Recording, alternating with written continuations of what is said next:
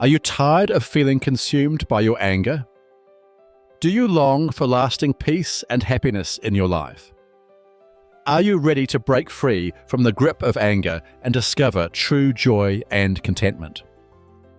If so, in today's episode of the Anger Secrets podcast, I'll introduce a revolutionary anger management model that goes far beyond controlling your temper. It's a blueprint for rewiring your thoughts to create a calmer, happier, and more joyful life. You'll also learn 2 simple yet life-changing habits that can help you stop chasing happiness and start living it. If you're ready to leave anger, frustration, and resentment behind you and step into a life filled with gratitude, generosity, and peace, this episode is your starting point. Hello, and welcome to episode 118 of the Anger Secrets podcast.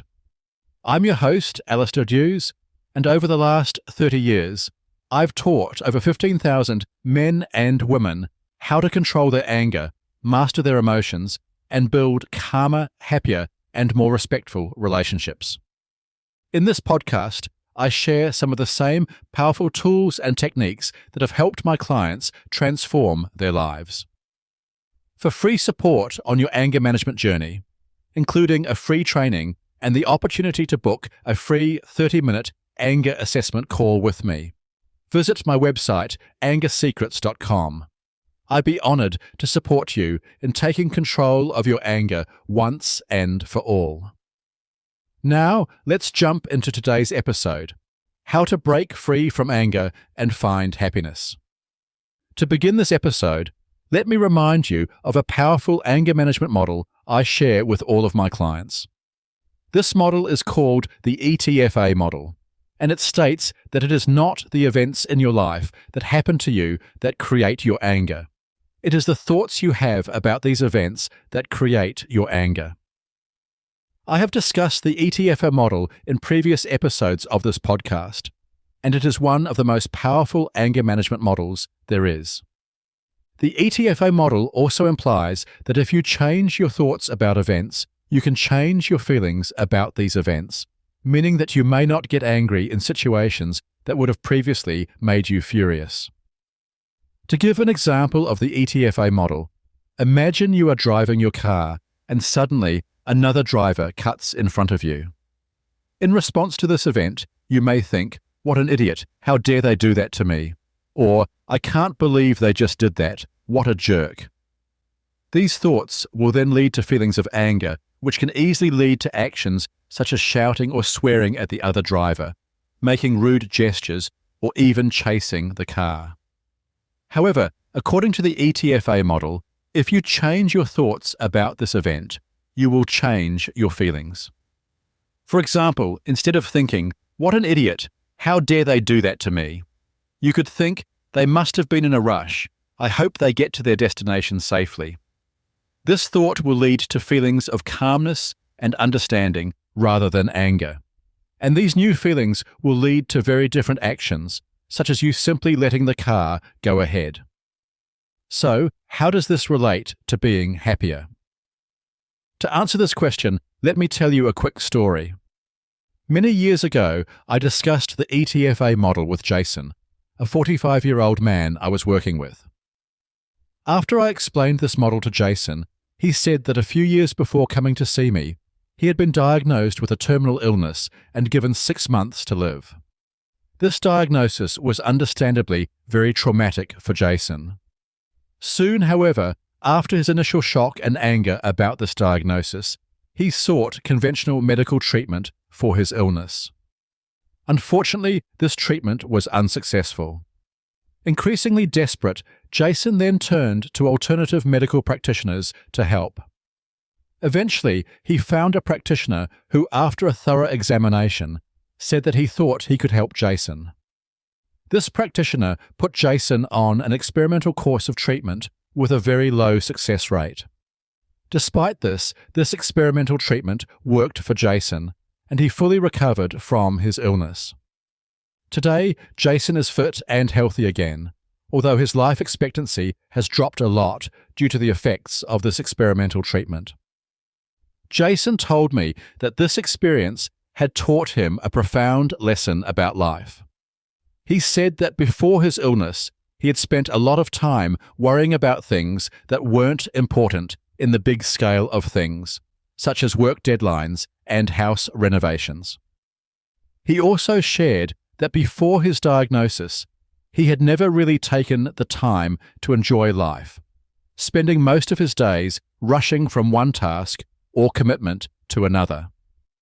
However, after almost losing his life, Jason realized what was truly important to him: spending time with loved ones and enjoying the present moment. He also said that he now valued things such as watching the sunset or walking along the beach far more than ever before. And because his thinking about all aspects of life had changed, he said he was much happier now than he had been before his diagnosis. Jason's story shows the power of changing your thoughts to feel happier in life. By changing your thoughts about events, you can change your feelings about these events, leading to greater happiness in your day-to-day life. When I tell this story to clients I work with, the most common question I get is, "This all sounds good, Alastair, but how do I change my thoughts about events to become happier?" Luckily, there has been much research on this question, and in my understanding, there are two powerful habits that anyone can practice to become happier and more content in life. These habits are: Habit 1, be more grateful, and Habit 2, practice generosity towards others. Let's look at both of these habits in more detail. Habit 1, be more grateful. Happiness research over the years has shown that being more grateful for what you have in your life is one of the most powerful ways to increase your happiness levels.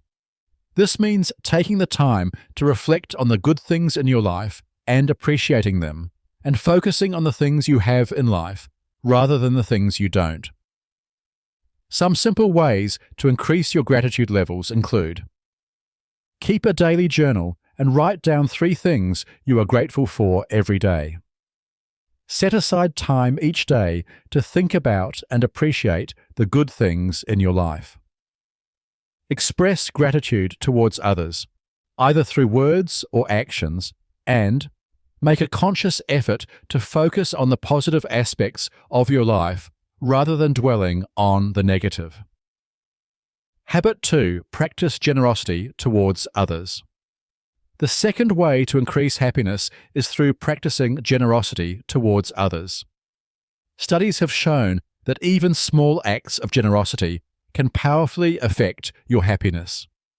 Some simple ways to practice generosity include: volunteering your time to help those in need, donating money or resources to a charity or cause you care about, performing random acts of kindness for friends, family, and strangers, or simply trying to be more giving in your daily interactions with others. By incorporating these 2 habits into your life and actively working on changing your thoughts through the ETFA model, you can not only decrease your anger levels, but also increase your overall levels of happiness and live a more calmer, more fulfilling, and content life. Remember too that whether it is related to anger or happiness, your thinking is the most powerful thing in how you experience all aspects of life. Change your thinking and you will change your life. Okay, that's all for today's episode. Be sure to tune into the next episode to learn how to take a time out effectively. If you found this episode helpful, please follow this podcast, head over to your favorite podcast app, and leave a rating and review. This helps other people struggling with anger to find and benefit from this show. Remember, for free support on your anger management journey, including free training and the opportunity to book a free 30-minute anger assessment call with me, visit my website, angersecrets.com. Or, if you would like to control your anger once and for all, visit angersecrets.com/course to learn more about the complete anger management system. I look forward to helping you control your anger once and for all. Finally, remember, you can't control other people, but you can control yourself. I'll see you in the next episode. Take care. The Anger Secrets podcast is for general informational purposes only, and does not constitute the practice of counseling, psychotherapy, or any other professional health service. No therapeutic relationship is implied or created by this podcast. If you have mental health concerns of any type, please seek out the help of a local mental health professional.